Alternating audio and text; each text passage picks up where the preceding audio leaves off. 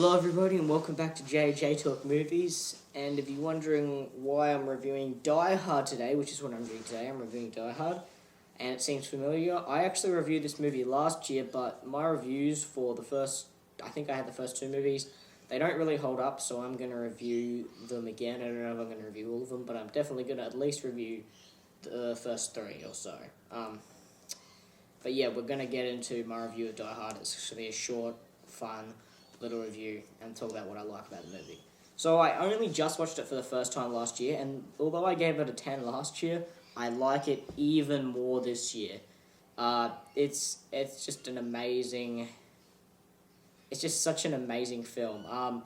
Because I didn't know if it would be that good. I thought it might be one of those movies where you kind of had to grow up with it or watch it quite a bit over the years to get, to like it. But honestly, I liked it the first time I watched it, and the reason I like it the most is probably because I haven't seen it too many times. When I asked a lot of my family, they were kind of sick of the movie because they said it used to show all the time on TV, even when it wasn't, Christmas time. So even though some people don't consider it a Christmas movie, I do.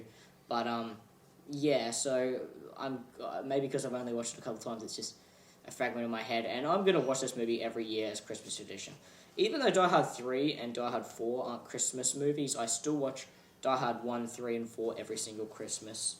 And then, of course, so 2 days before Christmas, I watch Die Hard 3, and Die Hard 4. And then on Christmas Eve, I watch Home Alone and Home Alone 2. I don't watch any movies on Christmas Day.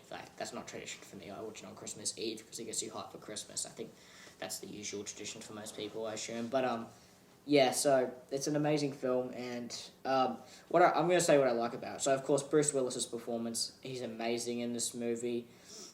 He's amazing in all the Die Hard movies, pretty much. Bruce Willis, great acting.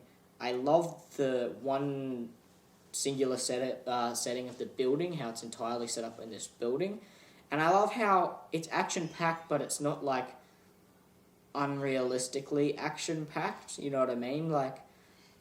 It's not like, oh, that would never happen. A lot of the stuff is if you're that smart, you could do this and that and that.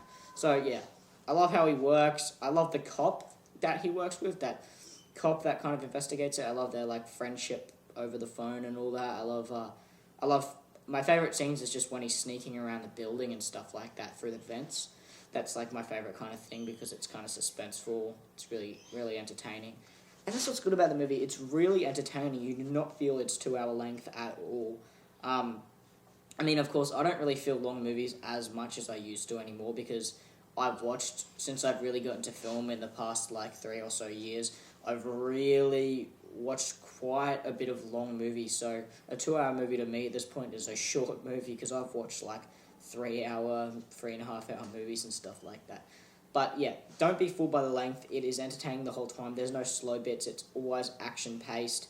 You may be slow towards the end for some people, but not for me. But yeah, I really like the movie. I like his performance. I like the soundtrack. I like the fact that it's set on Christmas, but it's not super Christmassy. But the reason I consider it a Christmas movie is because he kind of wants to go back and see his kids for Christmas. So it is about trying to get back with the family, fighting for, everybody's life, and to me it's Christmassy, but it's not ho ho ho, you know what I mean? Not that I don't like those movies, even though I only have 2 exceptions, but yeah. Overall, it's a really great movie, and I love the taxi driver as well. He's another great character, fucking hilarious guy. I love the douchey news agent guy that gets punched. Just reminds me of the Scream news reporter, that chick when she gets punched by the main character. But yeah, amazing film. Of course, there's not heaps to say because I don't want to get into spoilers. But yeah, I just love the pacing of the film. I love the performances. I love the music. I love the way it's all put together. I love the criminals. The criminals are kind of funny because they're not the stock criminals. You know what I mean? They're kind of a bit diverse. You've got. I'm not, trying to be woke here by saying this, but you got the black hacker guy, you got the blonde, you got the European robbers and the blonde guys and all that.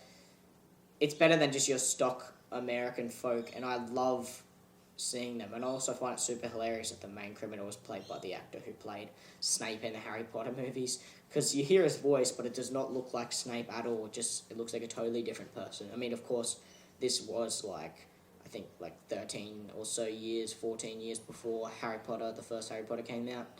So, of course, it's going to look different, but yeah. Anyway, that's all we really have to say about Die Hard, but thanks for watching. Subscribe and like the video if you enjoyed.